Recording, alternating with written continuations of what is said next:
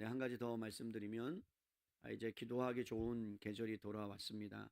그래서 금요 기도회 때 저희들이 이번 주 말고 다음 주부터는 기도에 대해서 시리즈로 설교를 말씀을 전하도록 하겠습니다.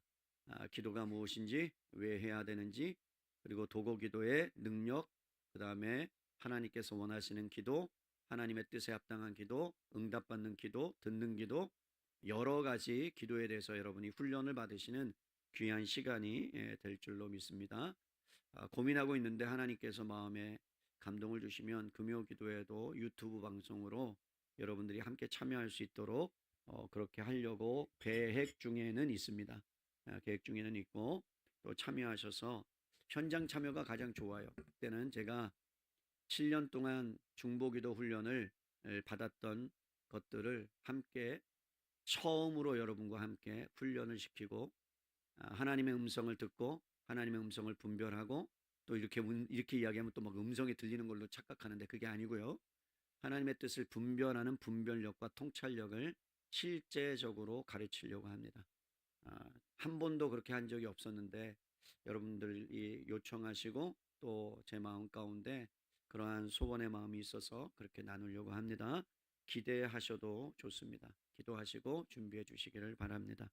오늘 하나님의 말씀 마태복음 28장 1절로 10절 부활이 나를 관통하게 하라.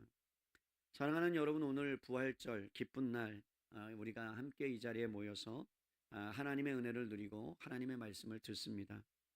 아침은 매일 오지요. 해도 매일 뜹니다. 어제도 해가 떴고 그 다음에 엊그제도 떴고 1년 12달 아무 일도 없는 날에도 해는 어김없이 동쪽 하늘을 붉게 물들이며 떠오릅니다. 그런데 지금으로부터 약 2000년 전에 이스라엘 예루살렘 근처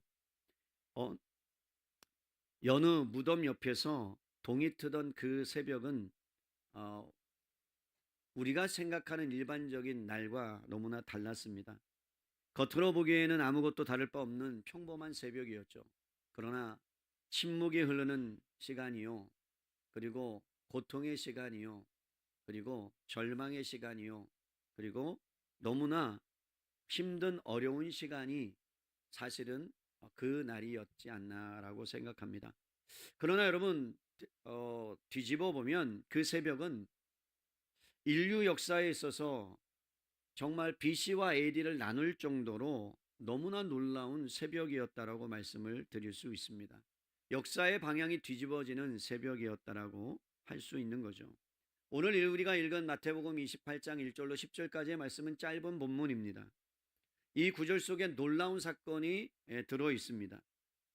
제가 설교를 준비했는데 오늘 같이 말씀을 다시 한번 읽으면서 봉독하면서 제가 놓친 말씀의 한 단어가 제 마음에 또 들어오기는 했어요. 이것을 뭐 같이 나눌지는 잘 모르겠지만 내가 왜 이것을 놓쳤을까라는 생각이 들기는 했습니다. 여러분, 저는 여러분들에게 오늘 묻고 싶은 게 있어요.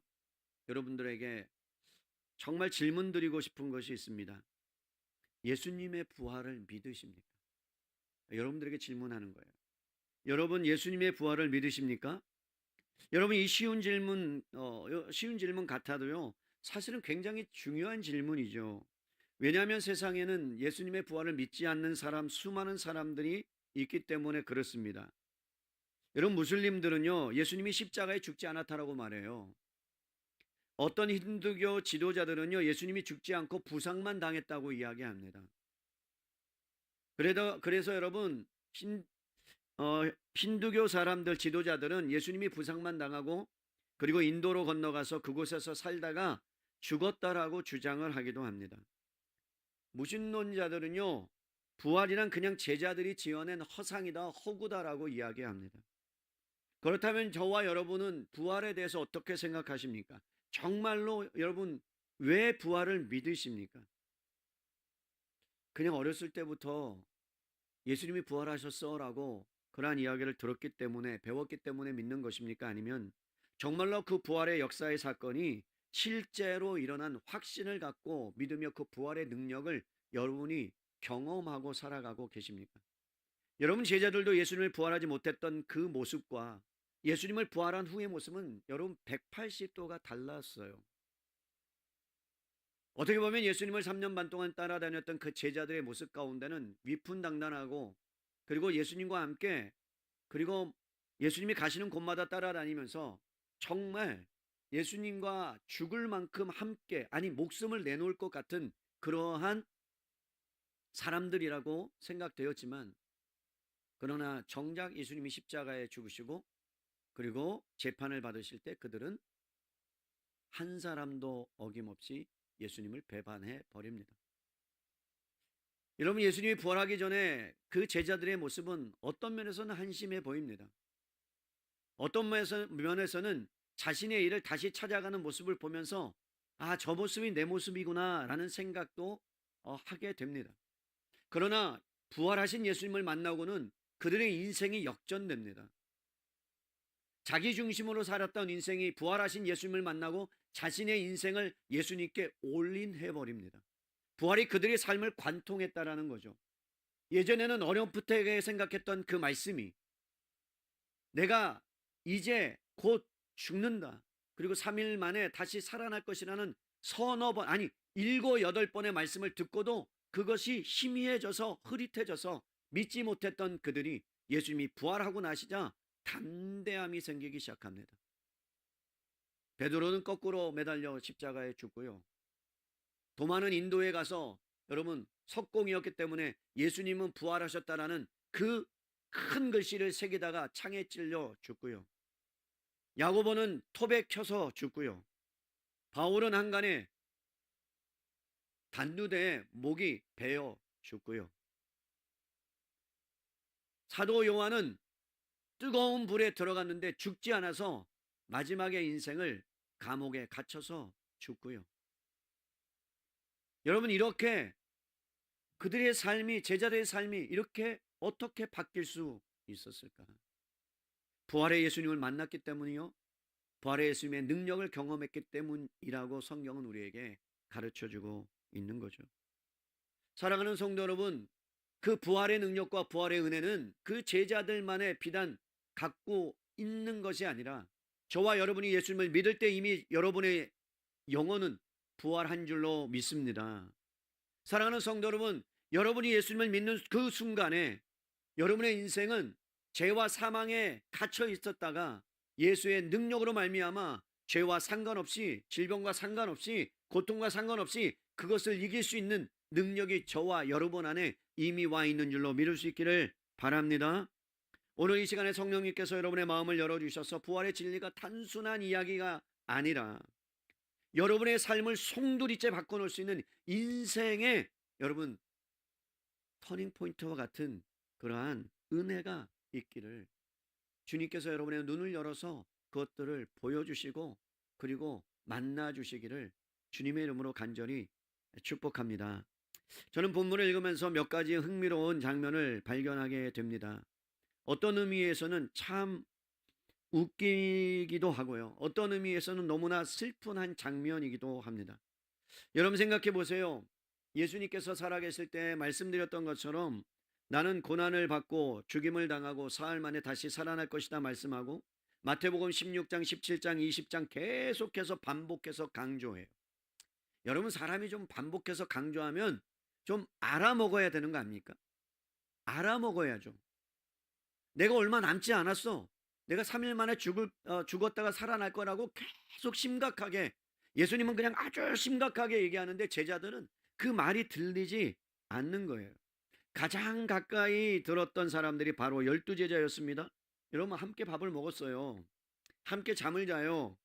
예수님의 기적을 눈으로 봤어요. 예수님의 가르침을 귀로 들었어요. 그 정도면 여러분, 그러면 예수님이 탁 하면 아, 해야 되는 거 아니에요?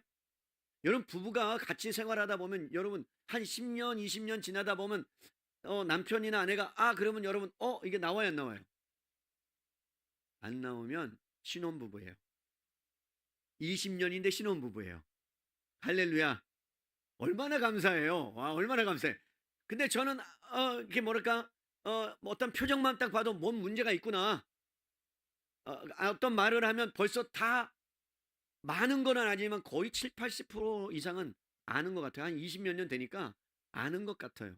여러분 3년 반 먹고 자고 먹고 자고 먹고 자고 예수님이 가는 곳마다 다 따라다녔던 그 제자들은 예수님의 표정만 봐도 알아야 되거든요. 배고프신지, 심기가 어디 불편하신지, 지금 얼마나 힘드신지, 얼마나 아프신지.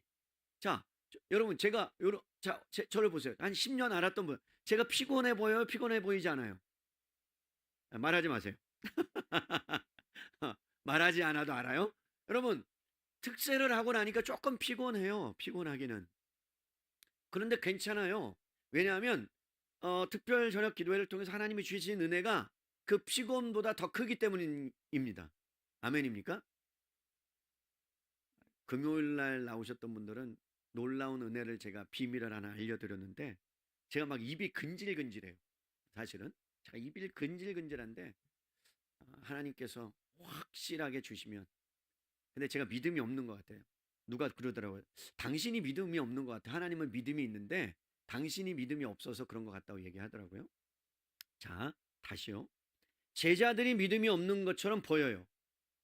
제자들이 예수님을 직접 보고 직접 함께 있었는데, 제자들은 지금 여러분 십자가에 예수님이 돌아가신 후에 예수님 무덤 앞에 없었다라는 거예요. 여러분, 그렇다면 예수님의 무덤 앞에 있었던 사람들은 어떤 부류의 사람들일까? 여러분, 제자들은 문을 꽁꽁 잠그고, 여러분 본인들도 십자가에 못 박혀서 죽을까봐, 공범으로 몰릴까봐 여러분 쥐죽은 듯이 조용해 있습니다. 두려움에 떨면서 있습니다. 숨을 죽임입니다. 아무 말도 못하고 웅크려 있습니다. 그들은 처절하게 실패했고, 처절하게 무능력했고, 처절한 그런 비참한 상태에 있었습니다. 완전히 무너져 버린 인생들, 갈 바를 알지 못하는 인생들, 지금까지 예수님을 믿었던 것이 어떤 면에서는 헛된 것이었나라고 한탄하며 있을 수 있는 그러한 상황들의 제자들의 모습. 그런데 여러분, 놀랍게도 반대로 여러분 예수님의 무덤을 지킨 사람들이 있었다는 거예요. 여러분, 예수님의 무덤을 지킨 사람들이 누구였습니까? 여러분, 어떤 사람들이 알아요? 4절 보세요. 지키던 자들이 그를 무서워하며 떨며 죽은 사람과 같이 되었더라. 누가 지켰습니까? 군인들이 지켰습니다. 여러분, 그들이 누구예요? 예수님을 죽인 사람들, 대제사장들과 바리새인들. 그들은 빌라도에게 달려가서 이렇게 말합니다. 혹시 저 사람이 살아있을 때에, 신기하잖아요, 여러분. 아니, 여러분, 대제사장들과 군인들은, 빌라도는 지금 뭘 생각하는 거예요? 예수님이 부활할 거를 두려워하고 있었다고요. 신기하죠. 그래서 뭐라고 말합니까? 혹시라도 저 예수님이 말했던 3일 만에 죽었다가 다시 살아난다고 했으니까, 혹시 제자들이 시체를 이렇게 훔쳐가가지고 혹시 살아났다라고 거짓말할 수 있으니까 무덤을 지켜달라고 요청합니다. 그러니까 여러분, 그 상태는 두 가지 상태예요. 하나는 정말로 믿지 못할 수도 있는 거고, 하나는 그게 두려운 거예요. 살아날까봐 두려운 거예요. 그죠? 그러니까 이들은 예수님이 살아날 것이 어쨌든 가능성이 있다라는, 그것이 거짓말이든 아니든, 그래서 예수님을 죽인 사람들이 무덤을 지킵니다. 여러분, 생각해 보십시다. 부활을 누가 기억해야 돼요? 부활을 제자들이요. 그죠? 근데 지금 기다려야 될 사람들이 누구예요? 제자들이요. 그런데 도망가 버렸어요. 부활이 절대로 일어나서는 안 되는 사람들이 누구예요? 군인들이에요. 근데 누가 지금 부활을 기억하고 있어요? 군인들이에요. 아이러니하잖아요. 정작 믿어야 될 사람들은 믿지 아니하고, 정작 믿지 않아야 될 사람들은 부활을 기다리고, 그리고 그 무덤문을 지키고. 여러분, 이것이 믿음이 없는 인간의 모습들이에요. 말씀을 들어도, 기적을 보아도, 귀에 못이 박히도록 들어도, 반복해도 들어도, 정작 현실의 파도가 여러분의 삶을 휩쓸으면 여러분 모든 말씀이 기억 저편으로 사라져 버립니다. 그게 신기해요. 아니, 왜 사라질까요? 하나님이 그렇게 말씀을 하셨는데, 계속해서 말씀해 주셨는데, 그렇게 은혜를 부어 주셨는데, 베드로의 장모의 열병도 고쳐 주셨는데, 현장에서 여러분 중풍병자도 이렇게 세워 주셨는데, 나사로도 죽었다가 살리셨는데, 아니 그것을 현장에서 목도했는데, 변화산에 올라가 가지고 여러분 엘리야와 모세가 서로 이야기 나누면서 예수님이 살아나야 될 것을 그렇게 얘기한 걸 보고 황홀해 가지고 주님 여기가 좋사오니 여기서 장막을 3개를 지어서 하나는 주님을 위해서 엘리야를 위해서 모세를 위해서 그렇게 짓고 싶습니다로 그렇게 고백했던 자들이 가이사랴 빌립보에서 너희는 나를 누구라 하느냐 했을 때 주님께 너무 감동을 받은 이 베드로가 주는 그리스도시요 살아계신 하나님의 아들입니다라고 그렇게 고백했던, 그러니까 주님이 칭찬하잖아요. 바요나시마나 내가 복이 있다. 이거는 하나님으로부터 네가 알게 깨닫게 해주신 거다. 이게 하나님의 은혜다. 너 신앙 고백 위에 음부의 권세가 이기지 못하는 교회를 내가 세우겠다라고 주님이 말씀했다면 여러분 이 머리부터 발끝까지 그 예수님의 말씀으로 처절하게 DNA에 새겨지듯이 새겨져야 되는데, 그런데 예수님이 죽고 무덤 속에 들어가자 여러분 예수님의 말씀은 하나도 생각이 나지 않는 거예요. 그리고 후회와 좌절, 실망, 낭망 뿐이 없었다는 거예요. 제자들이 왜 이렇게 됐을까요? 어저께만 해도 꿈에 부풀어 있었고 예수님이 호산나 다윗의 자손이여 예루살렘에 입성하셨고 왕자에 오르실 것이다. 나는 왼쪽에 앉을까 오른쪽에 앉을까? 그렇게 여러분 정치적인 왕으로 로마를 몰아낼 혁명가로 자신을 성공으로 이끌어줄 사람으로 믿었다가 그 기대가 한순간에 물거품이 되자 여러분 십자가 위에서 산상조각이 나게 된 거죠. 여러분 생각해 보세요. 높은 곳에서 떨어지는 것은요 더 아파요. 기대가 클수록 실망은 더 많아요. 그들은 영혼 바닥까지 완전히 내려 앉아 버린 거예요. 신세를 한탄하고 있는 거예요. 아무 소용이 없었다고 생각하는 거예요. 그런데 놀랍게도 뭐라고 말씀하는 거예요? 여러분 그 예수님을 믿지 못했던 제자들에게 예수님이 오늘 10절 말씀해 보세요. 이에 예수께서 이르시되 무서워하지 말라. 가서 내 형제들에게 제자들에게 말해라. 갈릴리로 가라 하라. 거기서 나를 뭐하리라? 보리라. 내가 먼저 갈릴리로 가리라고 말씀합니다.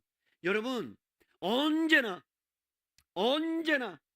인간은 예수님을 배반하고 인간은 예수님을 떠나지만 하나님은 언제나 한 번도 예외 없이 여러분을 찾아서 여러분의 인생 가운데 개입하러 오시는 분인 줄로 믿을 수 있기를 바랍니다. 여러분 주님은 오세요. 여러분 가운데 찾아오세요. 손을 내미세요. 갈릴리로 가세요. 기다리세요. 그리고 여러분들 회복시키세요. 그게 부활의 능력이요 부활의 은혜인 줄로 믿습니다. 여러분 지금까지 살아오는 인생 여러분 고난의 길을 지금 걷고 있습니까? 걱정하지 마십시오. 그 고난 뒤에는 부활의 영광이 여러분 안에 있을 줄로 믿습니다. 우리도 마찬가지 아니에요? 제자들과 같은 모습 아닙니까? 그냥 정말로 예수님이 때로는 필요할 때가 있고 예수님이 때로는 필요 없을 때가 있고 필요 없어도 살만하고, 그런데 어느 순간에 여러분 나의 억장이 무너지는 사건이 생기고 내가 정말로 어떻게 할 수 없는 상황 가운데 있을 때 주님은 어김없이 찾아오셔서 여러분을 안아주시고 손 내밀어 주셔서 다시 이렇게 세워주시는 놀라운 아주 멋진 우리의 큰형님 되시는 줄로 믿습니다. 왜요? 우리의 큰형님이세요. 내 친구다라고 때로는 주님이 말씀하잖아요. 사랑하는 성도 여러분, 제자들은 그러한 상황 가운데 있었다는 거죠. 그래서 예수님께서는 여러분 제자들의 예수님을 떠나고 예수님을 배반하고 말씀이 들리지 않은 그 상황 가운데 아무리 말씀을 들어도 내 상황과 내 감정과 내 두려움이 말씀보다 더 크게 들리면 말씀은 귀를 통과하지 못해요. 기억하세요. 여러분의 상황이, 여러분의 감정이, 여러분의 두려움이 말씀보다 더 크게 들리면 그러면 여러분 우리는 뭐라고요? 말씀이 여러분 가운데 통과되지 않아요. 믿음이 없는 상태란 말이에요. 그래서 여러분 예수님이 우리에게 성령님을 보내주셨어요. 놀랍죠? 왜 성령님을 보내주셨어요? 잘 생각해 보세요. 예수님이 부활하셨어요. 이런 부활하신 그 예수님이 여러분 어떻게 하셔요? 제자들을 찾아가셔요. 그리고 제자들에게 찾아가셔서 하시는 말씀이 뭐예요? 너희가 몇 날이 못 돼요? 뭐를 받으리니? 성령을 받으리니 기다려라 라고 말씀하세요. 그럼 왜 성령을 보내주십니까? 예수님이 이 땅에 오셔야 되는 이유, 그리고 하늘로 올라가셔야 되는 이유, 죽으시고 부활하셔서 승천하셔야 되는 이유, 성령이 이 땅에 오셔야만 예수님이 확실하게 보여지기 때문이에요. 여러분 성령님이 이 땅에 오셔서 진리의 영으로 오셨어요. 거룩의 영으로 오셨어요. 그럼 우리를 진리로 인도할 거예요. 예수님이 보이게 하실 거예요. 사랑하는 성도 여러분, 여러분 안에 성령님이 계시다면 오늘 밝히 여러분의 눈을 밝혀주셔서 예수 그리스도가 분명하고 확실하게 보여지게 될 줄로 믿습니다. 여러분이 성령님이 오셨다는 증거예요. 그래서 여러분, 성령님은 우리에게 자신의 욕심을 따라, 감정을 따라 살지 못하도록 성령을 따라 살도록 우리 가운데 역사해 주고 계시고, 예수님이 왕이시오 우리의 주인 되심을 밝히 드러내는 진리 가운데 인도하시는 놀라운 진리의 영이신 줄로 믿습니다. 이러한 적막한 가운데, 조용한 가운데, 실패와 좌절 가운데 여러분, 무덤가에 찾아간 사람들이 있었어요. 참 놀라운 건 뭐냐면요, 성경을 읽을 때마다 전 정말 존경스러워요. 여인들, 믿음의 여인들이 있었다는 게 존경스러워요. 단 하나 걸리는 건 에덴 동산에서 먼저 따먹었다는 거 빼고, 하와가 먼저 따먹어가지고 줬다는 거 빼고, 그 외에는 정말 믿음의 여인들이, 족보에도 여인들이 4명이나 등장해요. 그런데 오늘 여러분, 무덤가에 간 여인들을 보십시다. 그들은 왜 갔습니까? 여러분, 누가 갔다라고 말합니까? 자, 28절에 보십시다. 안식일이 다 지나고 안식 후 첫날이 되려는 새벽에 막달라 마리아와 다른 마리아가 무덤을 보려고 갔더니, 여러분 뭘 보려고 갔어요? 무덤을 보려고 갔어요. 그러니까 그들은 부활하신 예수님을 보러 간 게 아니에요. 그들이 간 이유는 뭐라고요? 부활에 대한 기대 때문에 간 것이 아니라 향유를 들고 갔어요. 시체가 뭐 할까봐? 썩을까봐. 그래서 죽은 사람의 몸에 향유를 바르기 위해서, 그래서 여러분 그들의 마음은 뭐였어요? 여전히 예수님은 죽은 예수님이었어요. 여러분 지금도 교회에 나오는 성도님들 가운데, 교인들 가운데 여전히 예수님을 죽은 사람으로 인정하는, 아니 죽은 사람을 인정하는 게 아니라 죽은 예수님으로 그렇게 믿는 사람들이 있어요. 특별히 여러분 어디? 그리고 십자가에 보면 우리는 십자가가 없어요. 그래서 어떤 분들은 우리 교회 오면 이단인가 그래요. 십자가가 없어서. 여러분 원래 합시는 십자가를 걸지 않아요. 그게 교단 헌법이에요. 그래서 교단 헌법 우리는 잘 지키는 교회예요. 성화도 걸지 않아요. 저희는 혹여나 그것 때문에 우상을 만들까봐. 그래서 십자가를 안 겁니다. 그런데 여러분 천주교를 보면 십자가에 예수님이 달려 있어요, 없어요? 아니 내려와야죠. 언제까지 죽은 예수님만 바라보겠어요? 그죠? 언제까지 죽은 예수? 아니에요. 예수님은 죽으셨다가 부활하셨어요. 그런데 지금 막달라 마리아와 다른 마리아들은 새벽에 예수님 앞에 그 무덤에 갔는데 사랑은 있었어요. 예수님을 사랑하는 마음은 있었어요. 주님의 곁을 끝까지 지키려는 마음은 있었어요. 새벽잠을 마다하고 여러분 그냥 너무나도 두려워서, 너무나도 여러분 예수님을 사랑해서 막 달려갑니다. 그런데 거기에 뭐가 빠졌어요? 부활에 대한 믿음이 없었어요. 여러분 아무리 사랑이 많으면 뭐예요? 믿음이 없는데. 아무리 예수님을 알면 뭐예요? 부활에 대한 예수님을 못 만났는데. 아무리 예수님을 따라다니면 뭐예요? 여러분 능력의 예수님, 부활하신 예수님을 경험하지 못했는데. 우리의 신앙의 현실이 그렇단 말이에요. 열심히 교회 나와요, 봉사해요, 예배 드려요, 주님을 사랑하는 마음도 있어요. 그런데 정작 주님의 말씀이 선포되는 것, 주님의 부활과 주님의 나라가 선포되는 진리에 대한 믿음은 어느새 흐릿해질 수 있다는 걸 우리에게 보여주고 있는 거예요. 아무리 예수님을 만나고 예수님을 따라다녀도, 예배를 드려도 우리 안에 부활에 대한 믿음이 여러분 희미해질 수 있다. 무덤에 도착했는데 놀라운 일이 벌어져요. 여러분 큰 지진이 일어나요. 그리고 2절에 큰 지진이 나며 주의 천사가 하늘로부터 내려와 돌을 굴려내고 그 위에 앉았는데 그의 형상이 번개같고 그의 눈같이 희건을, 여러분 두 가지 현상이 나타나요. 이 땅에 여러분 예수님이 태어나실 때 천사가 했던 첫 번째 말씀이 뭐였냐면, 첫 번째 말이 뭐였어요? 천사가 딱 이 땅에 예수님이 태어났을 때 기억 못하죠. 두려워 말라였어요. 두려워 말라. 온 백성에게 미칠 좋은 기쁨의 큰 소식을 너에게 전하겠다. 그런데 여러분 부활하신 아침에 천사가 나타났는데 또 뭐라고 말하나 보세요. 여러분 뭐라고 이야기하는지 보세요. 뭐라고 이야기합니까? 자 5절에 같이 읽어요. 5절 시작. 천사가 여들에게 말하여 이르되 너희는 무서워하지 말라. 십자가에 못 박히신 예수를 너희가 찾는 줄을 내가 아노라. 같은 말씀이죠. 무서워하지 말라. 여러분 얼마나 놀라운 충격적인 선언이에요. 과장하지 않았어요. 이렇게 말합니다. 너 무서워하지 말아라. 너희가 두려워하지 말아라. 그 이유가 뭔 줄 아니? 여러분 중요한 건 예수님이 살아나셨다. 이게 중요해요. 그러나 그것보다 훨씬 더 중요한 게 있어요. 그게 뭐예요? 6절이에요. 6절 같이 읽어요. 시작. 그가 여기 계시지 않고 그가 말씀하시던 대로 살아나셨느니라. 할렐루야. 말씀하시던 대로 살아나셨느니라. 사랑하는 성도 여러분, 부활은요, 말씀하신 대로 살아난 사건이에요. 하나님이 말씀하신 대로 살아난 사건이에요. 사랑하는 성도 여러분, 그것이 능력이에요. 여러분 안에 하나님의 말씀이 존재해요. 여러분에게, 여러분 창세기로부터 요한계시록까지 말씀을 줬어요. 기록된 말씀이에요. 근데 이 말씀이 여러분에게 능력으로 오는 것은 말씀대로 여러분 역사할 때 여러분 가운데 능력이 되는 줄로 믿습니다. 여러분 그냥 갖고 다니라고 하는 게 아니에요. 성경은 이 말씀의 능력이 여러분 가운데 침투해 들어오고 여러분의 삶을 붙잡고 여러분의 인생에 여러분 생각과 여러분의 죄의 모습과 죄의 본성을 끊어버리는 놀라운 능력은요, 말씀 그대로 이루어지는 거예요. 여러분 진리가 너희를 자유케 하리라 그랬어요. 믿으십니까? 진리가 너희를 자유케 하리라. 말씀이 너희를 자유케 하리라. 그럼 여러분 그 자유는 실제적이 되어야 되는 거예요. 경험하셔야 돼요. 내가 자유한가? 여러분 거기에 있는 모든 것은요, 진리가 너희를 자유케 하려는 죄와 사망과 저주와 고통과 죽음과 질병과 그 다음에 모든 것을 다 포함해요. 모든 것을. 그럼 그 안에서 자유함을 얻을 수 있어야 된다는 거죠. 여러분 그 말씀을 예수님이 천사를 통해서 여인들에게 말씀하는 거죠. 그러면서 이렇게 말합니다.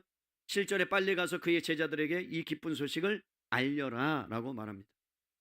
여러분 지금 천사가 나타났을 때 군인들과 마리아와 다른 막달라 마리아와 그 외의 마리아는 두 가지 똑같은 반응을 보입니다.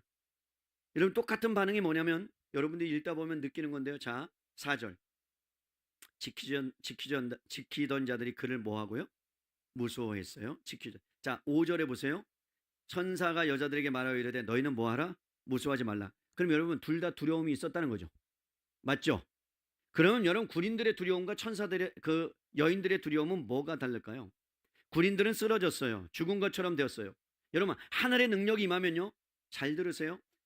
하나님을 대적하는 편에 서 있는 사람들은요, 하나님의 임재가 임하면, 하나님의 능력이 임하면 그건 심판이에요.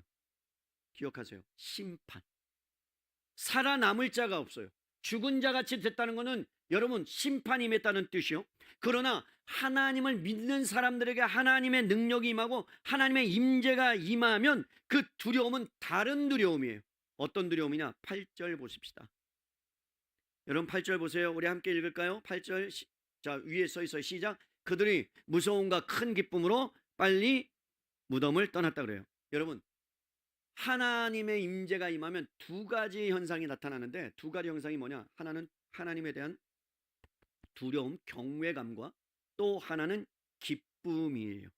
하나님이 자녀들이 경험하는 영광이 압도적으로 임하면요, 내가 죄인이기 때문에 죄인이 하나님 앞에 빛 앞에 그냥 꼬꾸라지는 거죠. 햇빛을 못 보는 것처럼 그냥 꼬꾸라지는 두려움, 내가 살 수 없는 존재구나 라는 두려움과 또 하나는 하나님께서 나를 그럼에도 불구하고 하나님의 자녀로 삼아 주셨구나라는 큰 기쁨이 압도하는 거예요. 그래서 뭐라고 말하느냐? 천사가 무서워하지 말아라, 두려워하지 말아라. 사랑하는 성도 여러분, 예수님이 부활하셔서 처음에 내뱉었던 말씀이 뭔 줄 아십니까? 부활하신 후 첫 번째 내뱉었던 말씀, 평안할 지어다. 샬롬이 임하는 거예요. 여러분 근데 그게 예수님이 이 땅에 태어날 때 하늘이 열리고 뭐라 그래요? 이 땅에서는 하늘의 평화요 기쁨이 이 땅에 충만하다 그랬죠. 그러니까 그것이 임한 사건이 바로 뭐예요? 예수님이 태어나셨을 때. 그리고 그 태어나시고 죽으시고 부활하셔서 그 평강을 누구에게? 인류를 향하여, 제자들을 향하여 주는 거예요. 사랑하는 성도 여러분, 전쟁의 소문이 이 땅을 뒤엎고 있어요. 이제 세계 3차 대전이 일어날지도 모른다라는 부분이 있어요. 까딱하면 또 여러분 까딱하면 지금 북한을 때린다고도 그런 이야기가 돌아요. 지금 미국에서는.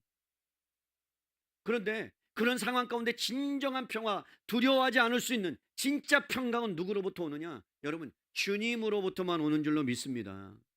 그렇기 때문에 여러분 그 부활하신 예수님을 만나야 되는 거예요. 그래야 우리 안에 평강의 은혜를 경험하게 되는 거예요. 사랑하는 성도 여러분, 하나님은요 자녀를 압도하시되 무너지도록 내버려 두지 않아요. 두려움 가운데 있다 할지라도 그 두려움을, 공포를 평안으로 바꿔주세요. 두려움으로 지금 갔어요. 그런데 그 안에서 두렵기보다 그 두려움을 넘어 큰 기쁨이 이 여인들을 압도하는 거예요. 여러분, 그런 경험을 저는 여러분의 평생에 했으면 좋겠어요. 여러분 생각해 보세요. 에덴 동산에서 인간이 하나님을 떠나서 그날 이후 온 인류는요, 예수님을 두려워 떨며 숨었어요. 수치감으로, 죄책감으로. 그런데 그 두려움과 수치감이 새벽 예수님이 십자가에 죽으시고 3일 만에 부활하셨을 때 죽음이 정복되는 거예요. 불안함이 정복되는 거예요. 어두움이 정복되는 거예요. 사단의 권세가 깨진 거예요. 예수님이 무덤 문을 박차시고 나오는 순간에 인류 역사를 지배했던 사단의 왕국의 균열이 생긴 거예요. 완전히 무너져 버린 거예요. 여러분, 에덴 동산에서 무너졌던 하나님의 나라, 죽음의 역사가 이제 부활의 능력으로 다시 회복된 줄로 믿을 수 있기를 바랍니다. 여러분, 그렇기 때문에 부활이라는 것은요, 2000년 전의 사건이 아니라 오늘 로마서 1장 4절에 보면, 여러분, 부활은 어떠한 능력이 있는 거냐 보세요. 로마서 1장 4절 읽으십시다. 시작. 성경의 영으로는 죽은 자 가운데서 부활하사 능력으로 하나님의 아들로 선포되었으니 곧 우리 주 예수 그리스도시니라. 여러분 보세요. 부활하셨다는 것은 역사적인 사실 그 자체가 처음부터 하나님의 아들이었다는 걸 보여주는 거예요. 이 땅에 여러분 죽지 않은 사람 없어요. 저와 여러분 다 죽어요. 여러분 착각하지 말고 우리가 사십시다. 우리는 100년 200년 살 걸로 생각합니다. 우리는 내일 모레 1년 2년 후에 살 거라고 생각합니다. 아니요. 하나님은 우리가 새 사명이 닿으면 우리를 부르실 거예요. 아멘 하십시다. 그게 내년일지도 모르고 내후년일지도 모르고 그 다음에 3년일지도 몰라요. 근데 우리는 어렴풋이 120년 인간이 산다고 하니까 120년 우리가 정해놓고 그렇게 될 줄로 생각하며 살아갑니다. 괜찮습니다. 그러나 주님이 오라오면 가야 돼요. 그게 내일일 수도 있고 모레일 수도 있어요. 근데 중요한 건 뭐예요? 죽음의 권세를 예수님이 깨트렸다면 우리는 죽음이 더 이상 두려워하지 않게 되는 거예요. 내일 불러도 그냥 할렐루야 하고 갈 수 있어요. 믿으십니까? 아멘입니까? 물론 여러분 죽음을 맞닥뜨리면 두려워요. 저도 죽음을 맞닥뜨렸을 때 두려웠어요. 살고 싶었어요. 그러나 여러분 그 가운데 주님을 만나고 주님께 깊이 들어가면요, 평강이 나를 지배하기 시작합니다. 두려워하지 말아라. 그리고 나를 붙잡아 주십니다. 그리고 그 안에 하나님의 평강을 주셔요. 근데 부활이 뭐라고요? 오늘 성경에 하나님의 아들 되심이 선포되는 결정적인 사건이 부활이다. 왜죠? 여러분, 하나님의 아들이라는 것은 예수님이 하나님이라는 뜻이에요. 예수님이 왜 하나님이 될 수밖에 없어요? 왜 하나님이셔야 돼요? 여러분, 하나님은 죽을 수가 없어요. 맞죠? 죽을 수가 없어요. 살아나셔야 돼요. 죄가 없으니까. 그래서 부활하셔야만 되는 거예요. 그래서 부활하셨을 때 예수가 누구라는 게 밝히 선포된 거라고요? 하나님이시다는 게 선포된 거예요. 두 번째로 여러분 보시면 부활이 왜 중요하냐면요, 로마서 4장 25절에 이렇게 말씀하고 있습니다. 우리 함께 읽겠습니다. 시작. 예수는 우리가 범죄한 것 때문에 내줌이 되고 또한 우리를 의롭다 하시기 위해서 살아나셨느니라. 여러분 잘 보세요. 우리의 죄 때문에 예수님이 죽었어요. 지난번에도 한번 말씀드렸어요. 여러분, 죄 때문에 죽었다는 것이 엄청난 인류에게 큰 은혜인데, 그런데 그것이 저와 여러분에게 적용되려면 죄와 상관없이, 여러분이 죄와 상관없이 죄를 이기며 살려고 한다면 여러분 주님이 살아나셔야만 되는 거예요. 다시 한번요. 본문에 우리 범죄한 것 때문에 내줌이 되고 죽으셨고, 여러분 로마서 4장 25절에요. 여러분 우리의 죄 때문에 예수님이 죽으셨고 또한 우리가 죄와 상관없이 의로운 사람이 되기 하시기 위해서 뭐 하셨다고요? 부활하셨다. 그러니까 저와 여러분은 의로운 사람들이에요. 아멘 합시다. 그런데 여러분 의로운 사람들인데 아직도 뭐는 갖고 있어요? 죄된 본성. 그죠? 죄된 본성을 갖고 있어요. 그래서 누구를 보내주셨냐? 성령님. 죄 가운데 살지 말고 육체의 소욕대로 살지 말고 성령을 따라 행할 때 육체의 소욕을 이길 수 있는 능력, 그 성령님을 내가 보내주겠다. 그래서 여러분 사도행전의 역사가, 여러분 제자들이 그렇게 심한 고통과 고난을 당해도 승리할 수 있었던 것은요, 성령님이 그들 가운데 임했기 때문에 그렇습니다. 그래서 여러분 부활이라는 것은 예수님이 하나님이라는 선포요, 또 하나는 우리가 살아났다라는 놀라운 하나님께서 증거로 우리에게 부활을 허락해 주신 거예요. 죄값을 지불했다. 내가 집을 완료했다. 너는 죄와 상관없는 자다. 너는 이제는 하나님의 의로운 사람이다. 너는 의로운 사람답게 살 수 있는 능력을 내가 부활을 통해서 너에게 줬다. 그리고 그것을 살아갈 수 있도록 성령을 내가 보내줄게. 나는 가지만 너와 영원토록 함께할게. 내가 너 손 붙잡아줄게. 내가 너를 이끌어줄게. 다시 세워줄게. 그것이 여러분 예수님의 부활의 능력이요, 예수님 부활하신 이유예요. 마지막으로 우리가 여러분 왜 부활을 알아야 되느냐, 왜 부활을 믿어야 되느냐. 부활은요 우리를 소망으로 이끌어요. 고린도전서 15장 20절 말씀 보겠습니다. 우리 함께 읽어요. 시작. 그러나 이제 그리스도께서 죽은 자 가운데서 다시 살아나사 잠자는 자들의 첫 열매가 되셨느니라. 여러분 말씀드립니다. 첫 열매라는 것은 뭐냐면 농사를 지을 때 여러분 과수원에 사과나무가 있으면 사과나무에서 열매가 첫 열매가 열려요. 그러면 그 열매를 통해서 주렁주렁 나중에 열매가 열릴 것이라는 것을 보여주는 거예요. 첫 열매가 열렸다는 것은 앞으로도 열매가 열릴 거다. 주님이 부활의 첫 열매가 됐다는 것은 죽음과 사망의 고통에서 깨트리고 부활하신 예수님이 첫 열매가 됐다면 우리는 후 열매가 되는 거죠. 첫 열매가 아니라 두 번째 열매가 되죠. 세 번째 열매가 되죠. 네, 그죠? 그 열매가 우리라면 우리도 뭐라고요? 부활할 것이라는 거예요. 그럼 잘 생각해 봅시다. 여러분 우리는 몇 번 부활하는 거예요? 여기서 2단이냐 아니냐가 갈려요. 잘 생각하세요. 몇 번 부활한 거예요? 여러분 우리 이미 부활했어요, 안 했어요? 그럼 또 부활할 거예요, 안 할 거예요? 맞아요? 진짜예요? 정말이에요? 두 번 부활하는 거예요. 왜요? 예수님을 믿을 때 우리는 죽었던 영혼이 살려졌죠. 맞죠?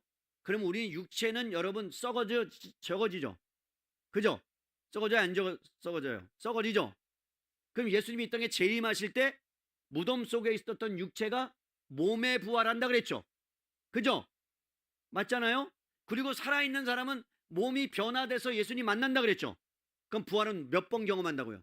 두 번. 첫 번째는 영혼의 부활, 두 번째는 몸의 부활. 그래서 여러분 예수님이 재림할 때 두 번 우리는 부활한, 첫 번째 부활은 이미 끝났어요. 근데 우리가 어떤 존재냐, 얼마나 놀라운 존재냐면 이런 부활의 능력 그걸로 끝나는 게 아니고 에베소서 한 절만 하고 성경 말씀을 마치죠. 에베소서 찾아보세요. 얼마나 부활의 능력이 엄청난 사건이냐. 에베소서. 이제 더워가지고 에어컨을 켜야 될 시기가 온 것 같아요. 그죠? 네. 에베소서 2장. 자, 2장. 여러분 잘 보세요. 2장 5절. 자, 1절부터 읽읍시다. 1절이 되게 중요하니까 1절부터. 2장 1절부터 제가 읽을게요. 그는 허물과 죄로 죽었던 너희를 살리셨도다. 예수님이요. 그때 너희는 그 가운데 행하여 이 세상 풍족을 따르고 공중의 권세 잡은 자를 따랐으니 곧 지금 불순종의 아들 가운데서 역사하는 영이라. 전에는 우리도 다 그 가운데 우리의 육체의 욕심을 따라 지내며 육체와 마음에 원하는 것을 하여 다른 이들과 같이 본질상 진노의 자녀 마귀에게 속하였는데 긍휼이 풍성하신 하나님 우리를 모아서 사랑하사 그 큰 사랑으로 인하여 허물로 죽은 우리를 그리스도와 함께 모았고 살리셨고. 그러니까 우리 부활했어요, 안 했어요? 부활했죠. 너희는 은혜로 구원을 받은 것이니라. 6절 같이 읽어요. 시작. 또 함께 일으키사 그리스도 예수 안에서 함께 하늘에 앉히시니. 할렐루야. 여러분 우리가 지금 어디에 존재하고 있다고요? 자, 여러분 예수님이 죽으셨다가 부활하시고 함께 우리를 살리시고 그리스도 안에서 우리를 함께 어디에 앉히셨대요? 하늘에. 그럼 우리는 어떤 존재라는 거예요? 하늘에 속한 사람이란 말이에요. 아멘입니까? 하늘에 속한 사람이란 말이에요. 그러면 하늘에 속한 사람답게 살아야 돼, 안 해요? 여러분 조폭이면 조폭의 집단에 들어가면 조폭의 생활을 하죠. 안 해보셨어요? 안 해본 것처럼 이렇게 얘기하세요? 다 해봤잖아요. 그들이 했던 모습이 우리 안에 있잖아요. 그죠? 여러분 그러한 모습들이 있는데 근데 우리는 하늘에 하나님이 앉히셨자면 그 보좌 옆에서 함께 우리가 어떤 거룩한 왕 같은 제사장으로 우리를 삼으셔서 그렇게 우리를 인정해 주시고 하나님의 아들로 높여 주셨다면 부활의 사건은 우리를 하나님의 아들로 높여 주신 사건이란 말입니다. 다른 말로 할게요. 하나님과 같은 대우를 해 주신단 말입니다. 예수님과 같은 대우를 해 주신 아들로 다른 말로 또 할게요. 상속자가 있어요. 여러분 우리나라에서 제일 큰 기업이 어디예요? S모 기업. 그죠? 거기에 상속자면 어떨 것 같아요? 좋을 것 같아요? 안 좋을 것 같아요? 만약에 딱 갑자기 나한테 와서 상속해 주겠어. 그럼 제가 어떻게 할까요? 할렐루야. 할렐루야. 다 모이시오. 그래갖고 우리 성도님들 다 드릴 거예요, 내가. 아멘 안 하는 거예요. 절대 안 될 걸로 믿은 거예요. 우리는 이거는 진짜 털썩같이 믿어.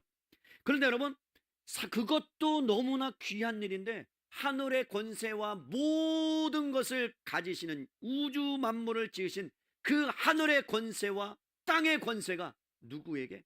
저와 여러분에게. 무엇을 통해서? 부활의 능력을 통해서 우리에게 여러분 주셨다면 그것이 얼마나 귀한 일이고 얼마나 능력이란 말입니까?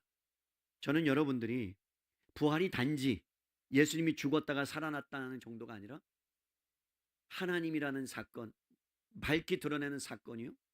그리고 내가 죽었다가 다시 살아나서 그래서 정말로 하나님과 함께 하나님의 자녀가 된 의로운 사람이라는 표현이요. 증거요. 또 하나는 주님이 이 땅에 오실 때 우리도 몸의 부활을 함으로 예수님과 같은 부활체를 입고 예수님의 같은 부활체예요. 여러분 그럼 예수님이 입었던 부활체는 어떤 부활체예요? 문을 뚫고 들어가는 부활체예요. 시공간을 초월하는 부활체예요. 여러분의 생각을 그냥 읽어버리는 부활체예요. 놀랍죠? 지금 모르죠? 앞에 있는 우리 집사님이 무슨 생각하는지 뭐 예배를 잘 드리는지 딴 생각하는지 뭐 집에 콩고물을 놓고 왔는지 모르죠 저는. 그런데 예수님의 부활체를 딱 입으면 집사님이 생각하는 게 그냥 아는 거예요. 아는 거. 말하지 노래 말하지 않아도 알아. 그거예요. 그게 예수님의 부활체. 근데 그것을 우리에게 소망으로 첫 열매가 되어 주셔서 주셨다라는 거예요. 사랑하는 성도 여러분, 예수님의 부활이 없으면 고린도전서 15장에 보면 헛것이래요. 헛된 것이래요. 예수님을 믿을 필요가 없대요. 예수님을 믿는 것이 헛된 일이라 그래요. 부활이 있어야만 되는 거예요. 사람은 언젠가 죽어요. 피할 수 없어요. 그런데 여러분 중요한 것은 죽음이 우리의 마지막이 아닌 것을 믿을 수 있기를 바랍니다. 우리는 부활하고 맙니다. 부활의 능력이 있습니다. 그렇다면 여러분 그 부활의 능력을 날마다 여러분 가운데 경험해서 주님과 함께 왕노릇하며 주님이 오시는 그날까지 살아갈 수 있는 저와 여러분 될 수 있기를 주님의 이름으로 간절히 축복합니다. 여러분 그 말씀하신 대로 살아나셨느니라.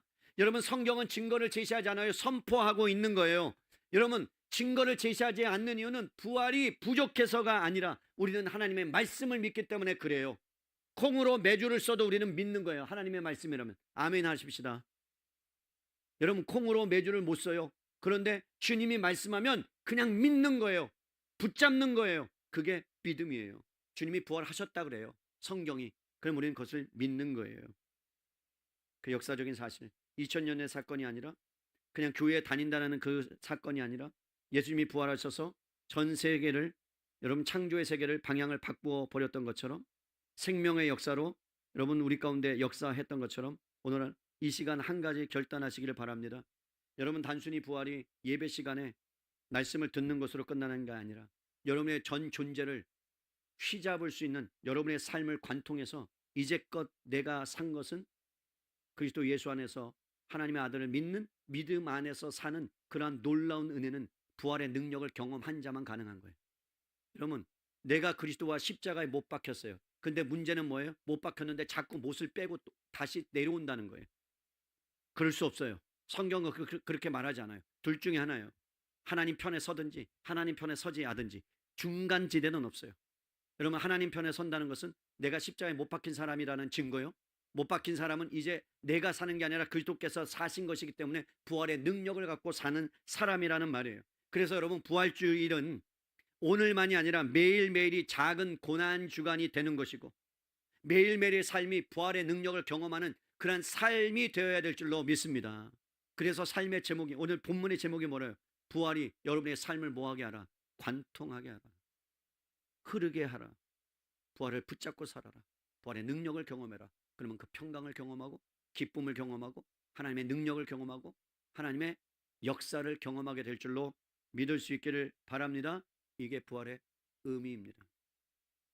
사랑하는 성도 여러분, 한 가지만 더 기도하십시다. 한 가지는 우리 교회 지체들 가운데 또 질병으로 또 힘들어하고 아파하는 영혼들이 있습니다. 하나님, 주님이 먼저 찾아가 주셔서 평안을 하나님 허락하여 주시고, 두려움이, 근심이, 염려가 하나님 평강으로, 샬롬으로 바뀌어지는 은혜를 베풀어 주시옵소서. 하나님, 그들 가운데 주님이 부활의 능력을 경험하고 하늘 소망으로, 부활의 소망으로 가득 차고 넘치게 도와 주시옵소서.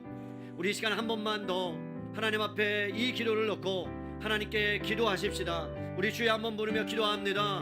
주여, 아버지 하나님 고맙습니다. 감사합니다. 우리 지체들 가운데에 하나님 정말 주님 앞에 나오고 싶어 나오지 못한 영혼도 있고, 아버지 질병 때문에 고통당한 영혼도 있습니다. 하나님, 주님이 만져주시고 주님이 위로하시고 주님이 붙드시고 주님이 함께하셔서 정말로 주님의 놀라우신 은혜가 우리 하나님 아버지 주님 그들 가운데 평강으로 인도해 주시며 평안으로 인도해 주시기를 간절히 바라고 원합니다. 성령님 역사하시고 주님 인도하시며 붙들어 주시옵소서. 하나님 감사합니다. 주님 영광받아 주시옵소서. 하나님 고맙습니다. 감사합니다. 죄와 저주와 사망과 질병과 고통 가운데 하나님 죽음의 권세를 깨뜨리시고 사망의 권세를 깨뜨리시고 부활하신 부활의 주님을 찬양합니다. 하나님 아버지, 우리는 비록 연약하고 때로는 하나님 제자들과 같은 사람들이지만 그러나 우리 안에 부활의 능력의 주님이 있기에 승리가 보장되고 그 승리의 길을 가게 된 줄로 믿습니다. 하나님 아버지, 우리가 날마다 매일의 삶 가운데에 작은 고난을 통해 아버지 하나님 부활의 능력을 날마다 경험하게 도와주시고 부활의 능력을 통하여 평강이 임하며 기쁨이 임하며 모든 문제 뒤에 떠나는 하나님의 능력을 경험하는 복된 저희들 되게 도와주시옵소서. 하나님, 부활절 헌금을 하나님 앞에 올려드립니다. 마음을 다하고 뜻을 다하고 힘을 다하여 주님 앞에 올려드렸습니다. 하나님, 소득의 11조 직장생활하며 애쓰고 수고하고 땀방 흘렸는데 하나님 모든 것이 주님의 은혜였기 때문에 주님께 감사하다고 모든 것들을 주님 앞에 올려드립니다. 하나님, 특별히 과부의 두랩돈처럼 하나님 교회에 특별 헌금을 주님 앞에 드린 영혼이 있습니다. 하나님께서 받으시고 하나님 은혜 사랑의 교회가 이 땅에 하나님께서 세우시는 한 아버지 죽어가는 영혼을 살리는데 다음 세대를 키워내는데 그렇게 하나님 아버지 위축되지 않게 도와주시고 아버지 승리하며 이겨내며 극복하며 살아가는 귀한 하나님 교회 되도록 주님 축복하여 주시옵소서. 우리 성도님들의 직장과 가정과 사업 가운데 하나님 복의 복을 더하여 주시고 피할 길도 허락하여 주시고 드릴 만한 환경과 여건도 허락하여 주시옵소서.